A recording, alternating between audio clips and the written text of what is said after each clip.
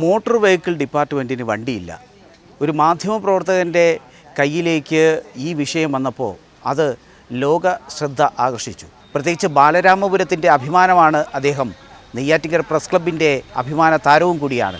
പ്രിയപ്പെട്ട ഖലീൽ റഹ്മാനാണ് ഇപ്രാവശ്യത്തെ മാധ്യമ പുരസ്കാരം നെയ്യാറ്റിൻകര പ്രസ് ക്ലബ് നൽകിയത്. പത്രപ്രവർത്തന മേഖലയിൽ വളരെ ത്യാഗപൂർണമായ ഒരു പ്രവർത്തനം കാഴ്ചവെക്കുകയാണ് മാധ്യമലേഖൻ ശ്രീ ഖലീൽ.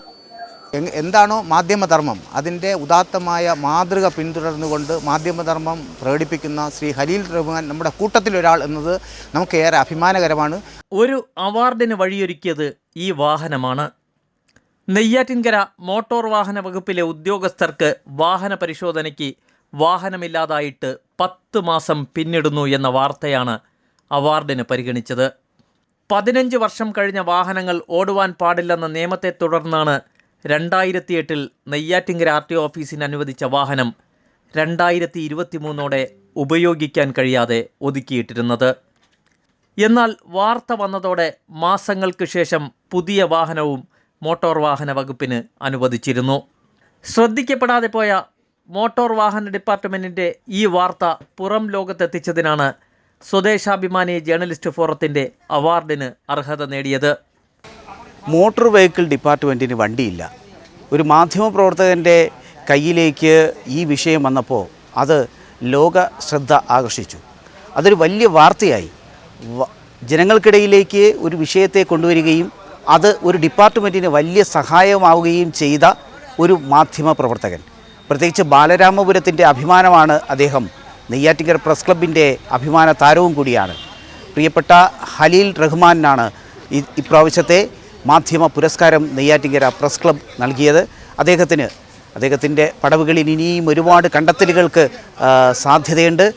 കണ്ടെത്തലുകൾക്ക് വേണ്ടി ശ്രമിച്ചുകൊണ്ടിരിക്കുന്നു പ്രിയപ്പെട്ട ഖലീൽ റഹ്മാന് എല്ലാവിധ ആശംസകളും ഒപ്പം തന്നെ അഭിനന്ദനങ്ങളും അർപ്പിക്കുകയാണ്. നെയ്യാറ്റിൻകര പത്രപ്രവർത്തന മേഖലയിൽ വളരെ ത്യാഗപൂർണമായ ഒരു പ്രവർത്തനം കാഴ്ചവെക്കുകയാണ് മാധ്യമലേഖൻ ശ്രീ ഖലീൽ.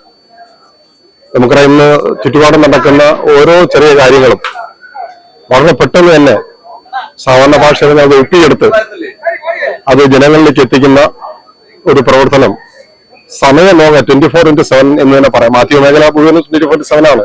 എന്നിരുന്നാലും ആ സമയങ്ങളിൽ തന്നെ അത് എത്തിക്കുന്നതിലും മറ്റുള്ളവർക്ക് അത് ഷെയർ ചെയ്യുന്നതിലും ഖലീല് നല്ലൊരു മികച്ച ഒരു പ്രവർത്തനം, ഒരു യഥാർത്ഥ മാധ്യമ പ്രവർത്തകന്റെ ഒരു പ്രവർത്തനം കാഴ്ചവെക്കുകയാണ്.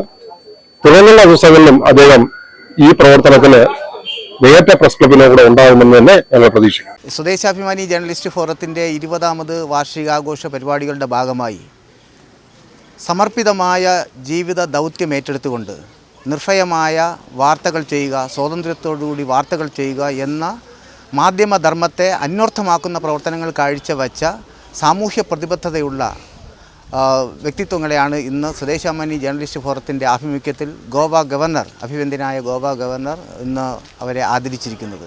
അതിൽ നമ്മളെ പ്രിയപ്പെട്ട ഖലീൽ റഹ്മാനും ഉൾപ്പെട്ടിട്ടുണ്ട് എന്നത് നമുക്ക് ഏറെ അഭിമാനകരമാണ്. നെയ്യാറ്റിൻകരയിൽ നിർഭയമായി ഏറെ സ്വാതന്ത്ര്യത്തോടു കൂടി എന്താണോ മാധ്യമധർമ്മം അതിൻ്റെ ഉദാത്തമായ മാതൃക പിന്തുടർന്നുകൊണ്ട് മാധ്യമധർമ്മം പ്രകടിപ്പിക്കുന്ന ശ്രീ ഖലീൽ റഹ്മാൻ നമ്മുടെ കൂട്ടത്തിലൊരാൾ എന്നത് നമുക്ക് ഏറെ അഭിമാനകരമാണ്.